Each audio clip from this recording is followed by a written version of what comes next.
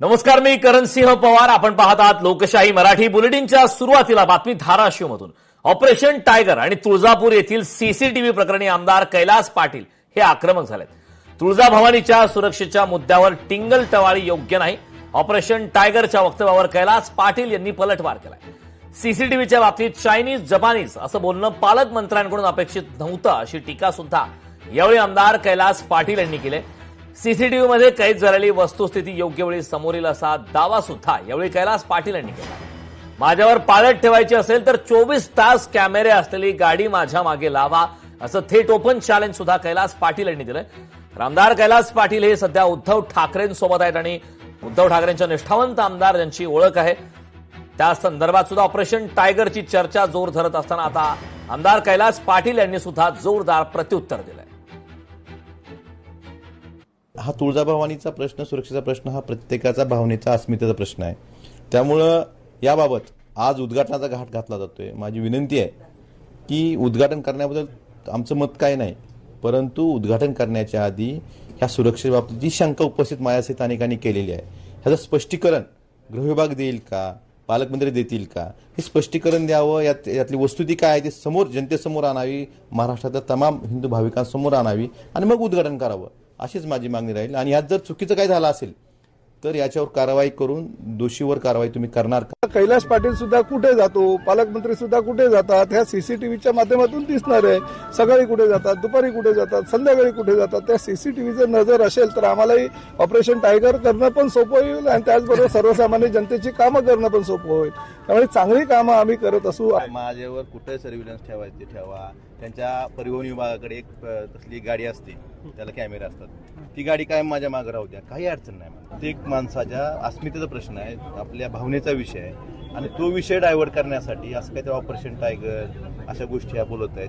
खरं तर ते जबाबदार व्यक्ती आहेत, या जिल्ह्याचे पालक आहेत. त्यांनी या बाबतीतली वस्तुस्थिती समोर आणली पाहिजे. जिल्हावासियांसमोर, राज्यातल्या तुळजाभवानीला मानणाऱ्या प्रत्येक भाविकासमोर ही जी वस्तुस्थिती सीसीटीव्हीच्या बाबतीत आणली पाहिजे. त्याची टिंगलटवाळी करणे, चायनीज जपानीज असं बोलणं, हे मला त्यांच्याकडनं अपेक्षित नव्हतं खरं तर. आणि माझं एवढंच म्हणणं आहे की तुळजाभवानीच्या सुरक्षेच्या बाबतीत जर तुम्ही एवढं त्याला टिंगलटवाळीत घेत असाल तर याच्या एवढं दुर्दैव कुठलं असू शकत नाही. कैलास पाटील यांच्यासोबतची मैत्री कायम आहे असं खासदार ओमराजे निंबाळकर यांनी म्हटलंय. पक्षांतराबाबत त्यांना जो योग्य निर्णय वाटेल तो निर्णय त्यांनी घ्यावा. ओमराजे निंबाळकर यांनी ऑपरेशन टायगरवर मात्र बोलणं टाळलंय. कैलास पाटील यांच्याबाबत पालकमंत्री प्रताप सरनाईक यांनी ऑपरेशन टायगरच्या संदर्भात केलेल्या वक्तव्यावर खासदार ओमराजे निंबाळकर यांनी मात्र सावध प्रतिक्रिया देत बोलणं टाळलंय. तुम्हाला एवढं सांगतो की मित्र म्हणून त्याच्या भावनेचा आदर करणं, त्याचा सन्मान करणं ही मित्राची जबाबदारी असते. त्याच्यामुळं मैत्री आहे ना, मैत्री 100% कायम आहे. पण राजकीय निर्णय घेण्याच्या बाबतीत त्यांना जे वाटतंय तशा पद्धतीचा योग्य निर्णय त्यांनी घ्यावा हीच मला ह्याच्या बाबतीत बोलण्यापेक्षा मी कायम सांगितलंय की ज्या गोष्टीसाठी आपण हा निर्णय घेतलाय या गोष्टी आपल्या मतदारसंघात आणणं, त्या गोष्टीची अंमलबजावणी होणं आणि त्याच्या बाबतीत ज्या लोकांच्या अपेक्षा आहेत त्या पूर्ण करणे ही आपली जबाबदारी. ऑपरेशन टायगर होणार, मंत्री प्रतापराव जाधव यांनी हे वक्तव्य केलं. एकनाथ शिंदेसोबत 14 पेक्षा जास्त आमदार येतील, आमचे सगळ्यांसाठी दरवाजे खुले आहेत, मंत्री प्रतापराव जाधव यांनी हे वक्तव्य केलं.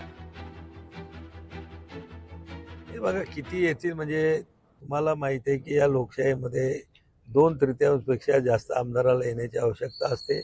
मी तुम्हाला एवढं खात्रीनं सांगतो की एकनाथराव शिंदे साहेबांसोबत 14 पेक्षा जास्त आमदार येतील आणि ते ऑपरेशन टायगर तुम्ही म्हणता तसं 3 आहे का 4 आहे ते मला माहित नाही, पण ते सुद्धा सक्सेसफुल. आमचं दरवाजे खुले आहेत. सगळ्या येणाऱ्या लोकांचं स्वागत एकनाथराव शिंदे साहेब आणि त्यांच्या पक्षाचा एक नेता म्हणून, एक मंत्री म्हणून आम्ही सुद्धा स्वागताला सगळ्यांसाठी आम्ही तयार आहोत. त्यामुळे कोणाला निमंत्रण द्यायचं आणि कोणाला आग्रह करून आणायचं हा विषय आमच्याकडे नाही आहे.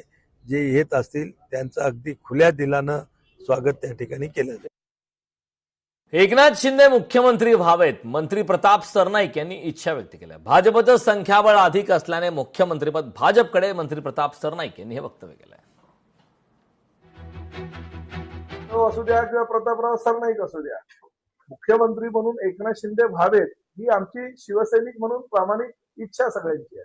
परंतु शेवटी मुख्यमंत्री होत असताना संख्याबळाला कुठेतरी महत्व असतं. भारतीय जनता पक्ष, राष्ट्रवादी आणि शिवसेनेची ही महायुती राज्यामध्ये सत्तेवर आहे आणि संख्याबळ भारतीय जनता पक्षाकडे जास्त असल्या कारणानं भारतीय जनता पक्षाचा मुख्यमंत्री आहे. भविष्यामध्ये विधानसभेच्या निवडणुका झाल्यात, लोकसभेच्या निवडणुका झाल्यात, आमचे खासदार जास्त आले, भारतीय जनता पक्षापेक्षा आमचे आमदार जास्त झाले तर आम्ही मुख्यमंत्री पदावर दावा करू. आज स्वातंत्र्य लोकशाही मराठी ऐका, पहा, जागरूक रहा.